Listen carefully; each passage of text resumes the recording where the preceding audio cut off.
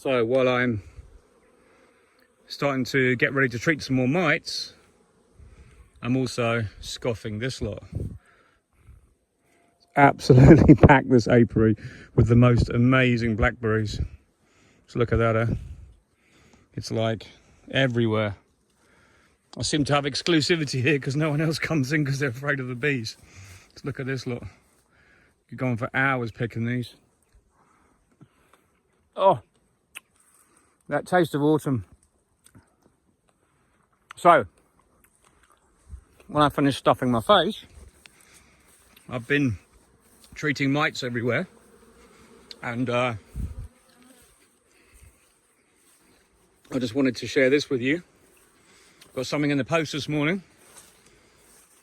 and there it is. If bees were the size of us, you might have seen this before, but that is what they would be like. So I just want to say a big thanks to Stan Gore in Texas for organising this to be printed off. I think his friend's got a 3D printer. I've just got to get some colouring done on it now, but I said to him he should market these because as a tool for teaching people about varroa mites, when you see one in the size, in reality, what they would be compared to bees, it makes you really kind of stop and think, shit, if that's walking over our bees, imagine if that was on me, we'd be certainly being chewed to pieces. But anyway, thanks again, Stan, that's really awesome, and I've been trying to get hold of one of these for ages. It's the first time I've ever seen one and not been able to get hold of one. So, the vaping continues. The problem I've got is getting around everything, and this morning we had a massive thunderstorm to kind of mark the end of the hot spell, which has been really hot the last 3 days. It's not been particularly warm until the last 3 days, but we've had a bit of an Indian summer, and there's more to come apparently. So very pleasant, but making vaping really hard work because obviously I've got my new mask, which makes a massive difference. So this is the new mask I got. It's a full face one. It's made by a company called Moldex in France. I don't know if that means much to you guys, but for me this is really good. I know there's lots of makes out there. Twin filters, and inside you have a double seal around the mouth part, and the actual face bit never steams up. So I'm really pleased with this. It was about 150 euros I think, and the cartridges were a little bit extra, but they're not too expensive, the cartridges. But I'm being careful, this has got to last me a long time. But your health when using oxalic acid is so important, especially when you're spending a week 2 or 3 weeks of it continuously treating every day when you can. And that's what I'm going to be doing. That's what I am doing. I'm going to be treating all this afternoon because this afternoon is calm, absolutely no wind whatsoever, and you can treat the bees in the day to get these little blighters, and that's what we're doing. So I'm giving every colony 3 treatments. Despite the fact I've caged my queens, a lot of them, I've probably only, there's blackberries in my throat. The cumulative amount of caged queens is probably around the 70% mark. So as I said in my previous video, there's quite a few apiaries with probably 2 or 3 colonies in that aren't caged. Now they've got to be treated 3 times at a minimum to get the numbers down as the next lot of brood hatches out, and those varroa hang around the outside waiting to go underneath the next lot of larvae that are just about to be capped over. So you have to keep like etching away at that amount of varroa in those colonies. But it doesn't matter because it works. It's easy to apply for me. It's just work, that's all it is. It's just knocking it out. And I know that at the end of the day I will probably go into the winter with probably the lowest number of mites I've ever had. The other thing I wanted to discuss was, as I was going around yesterday taking off the last honey, well, the honey comes off maybe this evening and tomorrow morning, but while I was putting on the last bee escapes, what I'm noticing now, because we've had such a dearth, is the lack of brood. So I say to all you people out there, and this has only just occurred to me, and it's obvious, and it may have been mentioned before, but to me, I never mentioned it, that even if you don't cage your queens, going out with your vapor and giving a treatment of vaporized oxalic acid this time of year, just before the autumn ivy starts. If you live in Europe, Northern Europe, when we get the ivy, I don't know whether you get it in America, I know you get it in some parts, but if you choose your times wisely, when you've got the minimum amount of brood, not just in the winter when you're technically mopping up the last few mites when they're virtually broodless or broodless, we don't quite know exactly when, as you know, but if you do take that, seize that opportunity and go and treat now. Just, you know, the honey's off, your treatments you've done are in, and then maybe they're out already, or your formic might be in and out and done, but just seize the opportunity and go and treat your mites one time with oxalic acid. It just might give you the edge to get through the winter. And as far as I'm concerned, it's a no-brainer. You know, you're treating, you're all the time, you're diminishing the number of mites in your hives before that critical time. And that's the key.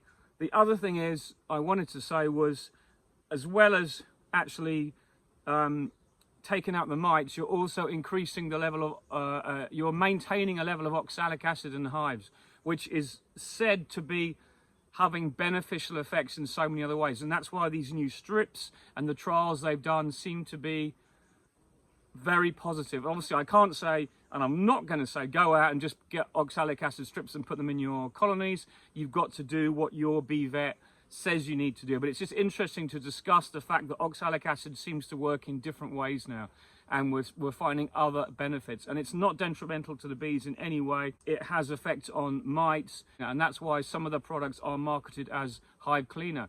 They contain thymol, they contain oxalic acid mixed in a solution, and as you know, you can buy a product like that, and that's why it's a presence of the oxalic acid in the hive which seems to have benefits, not just short term. And I mean short term as in killing the mites that are there, and then it does something long term we're beginning to discover. But you must go by what your bee vet says, go by what your association says, and follow their lead, but just be aware that there's so many things happening. I know Randy Oliver's doing more trials, and again, according to his information, thymol's come out as having benefits, which is brilliant. So my modus operandum now is, what I'm doing is I'm going to be finished pulling honey this week, and it's taken longer than I wanted, way longer, but I'm on my own. We had this discussion yesterday at the workshop where I could have employed someone and probably paid them a good wage for a week just to get the honey off, because the amount of honey that I've probably lost in the last 3 weeks versus what they've consumed in the time it's taken for me to get to the colonies to take the honey off, I could have taken all the honey off quickly, and even if I hadn't extracted it, it wouldn't matter. It can be stacked up and extracted at any time because it doesn't really crystallize the summer honey for 3 or 4 months. Extracted it at another time, but the money I would have saved and the extra honey I would have recuperated quickly would have easily paid for a bit of labor. But there again, I've also done all my mite treatments, I've also done making all my nucs, I've also done raising all my queens myself, and you know what us beekeepers are like, we all like to do things ourselves because we don't trust anybody else to do it the way we want to do it, because we're all fussy as hell. But interesting food for thought. That's all I'm saying. So, as I was explaining before I sidetracked again, this week I am finishing off the harvest, carrying on with the mite treatments where I can. And the problem is I get in a bottleneck where the treatments I did on the first and second and third apiaries that were ready to have queens released, all the queens are released now. That's one thing. I'm now into the second and third treatments in some apiaries, but I'm also still in the first treatments of other apiaries. So I'm kind of getting this crossover point where it's a very intense period. And I'm just praying that we're going to get good weather to keep it all together. Because if the weather goes duff and it goes windy, I'm basically going to be screwed because I can't get my treatments in. Then I could consider using an oxalic acid solution. That would probably have an effect, but the problem is there's a lot of bees in the colonies and the vapor seems to penetrate the colonies further, and because it's warm, you close off the colonies and you hear this big hum inside. So the way I do it is I come into an apiary, even in midday like now, the bees are flying, you close off the bases, and then as you come to do each individual colony, you grab the foam that's on top, you stuff it in, you stuff the mite treatment in, and you go down the line. So you're only closing off the hive for a small amount of time, and that's all you need to do. You don't need to worry about not getting all the forager bees, because when they come back, they will mingle with all the other bees. You imagine how many times bees touch, and that is the thing. Oxalic acid works even if some of your forager bees are missing. So don't worry about it. Get out there and do some vaping if you can. It's well worth doing. Just wear the proper equipment, get yourself a decent mask, and you can vape away, and it costs so little. You know, apibioxol is cheap. Get it done. Get your mite numbers down before the winter. It's key. And I mean, September they say is too late, but we've had 2 weeks later this year generally in most things, so I consider now I'm still in the 3rd to 4th week of August, and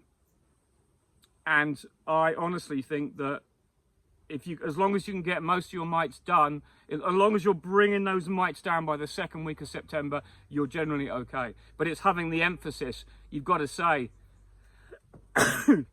excuse me. You've got to say, work on getting the mites down in August, because then obviously this crossover of the mites reproducing and the brood reducing, you get that point, so the infestation gets technically higher. So that's what I like to go on. But cutting a long story short, it's all going well. It's just a lot of work, and the weather's been really hot. And yesterday I was just dying in my bee suit. But, you know, I've been there before. I just wear shorts underneath my suit now. And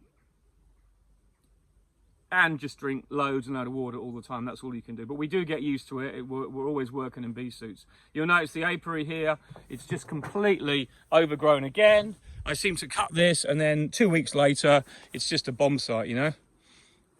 But hey ho, when you've got fruit like this in the hedgerows, who cares? Delicious. So we got, this is interesting. This is, I think this is like deadly nightshade. It's a member of the Selenium family. And we've also got sloes growing here. There's your common sloe. And you've got blackberries. So there's so much food here and so much diversity and insects for the bees, for the birds. And also, here's the ivy, which is very close to coming out. And there's some I've seen at home that I think is probably just about out. There's obviously, it lasts about a month, and if it goes warm and wet, it can be an amazing flow for the bees. So fingers crossed. That was a bit of an update. I hope you're all well and getting on with things a bit now. Getting organised for your bees for the winter. I've got to treat all this apiary here, and then again, all that lot over there. So there's a lot to do. So I better get stuck in. Catch you again soon. Just out pulling honey this morning, and I'm just watching the video that I did yesterday before I post it, and I wanted to add something I've noticed, that I've gone into apiaries, I've released the queens, and at the same time I'm pulling honey, and I come back the next day, I have a look at the queens, check their laying, and then I put my feeders on and I give them a good feed. Now what I'm seeing is almost too much of the brood nest, or almost like 80-90% of the brood nest has been filled with nectar. Now I don't know whether it's because I fed the bees too much. I think it probably is. So all I'm saying is, something that I've noticed is that perhaps it's a little bit important to be a bit prudent with the syrup now. Make sure they've got enough, make sure they've got 2 or 3 litres, and if you're coming to see the bees regularly anyway, you can keep an eye on them. But don't give them like, you know, a whole 5 litres, fill up the feeder full, because all they're going to do is fill up that brood nest. And now that's fine in a month's time, when they have completely, as a round of brood been made and they've got bees going into the winter, because then you don't really want them to carry on raising bees. And I know one of the ways people do control mites is by really feeding the bees hard and then giving them oxalic acid at the end of it, because basically in French you call it blocage de pont, in other words, the stopping of laying. because there's no room for the queen to lay. And that's what obviously happens most of the time at the end of the season, where the light gets a bit lower, it gets colder, and there's no real room for the queen to lay. And so the amount of bees she's laying anyway, due to all those reasons, reduces right down, and your mites are all gone by then, and you're hopefully having bees just hatching off, ready to just augment the overwintered bees that are already made. So the problem I've got is I'm worried that I've almost overfed my colonies, so they won't make enough winter bees. But it's only in 1 or 2 apiaries. It was just something I picked up, that if you are caging your queens or delaying, how can I say, delaying the queen raising that brood for the winter, just be aware that you don't want to stop her laying just yet. You want to give it, because I've already stopped the last month's production, which might be quite important, but in beekeeping terms, we would say it's ideal, because that's when it's the mite kind of peak, the culmination of the mite's work for the year, when you get that crossover, as I've mentioned just before. But it's just something to be aware of. Don't overfeed your bees just now. You've got all the rest of September, you've got all of October when they're going to gulp the feed down. So let them get a series of brood through, and then you should be fine. That's my thoughts on it. I don't know what anyone else thinks, but I know at the end of the day, you need bees in a colony to survive for the winter. You can't rely on bees that are made in July. That's not what we're here for. We're here to make good winter bees now. So I consider it obvious, but it's just something just good for discussion, this kind of thing. When is the correct timing? And we're doing manipulations now, like brood breaks, very precisely, so that we can manipulate the brood, because it's the only way we can control it this way. So there you go. Food for thought. Anyway, speak to you soon. Take care. Bye for now.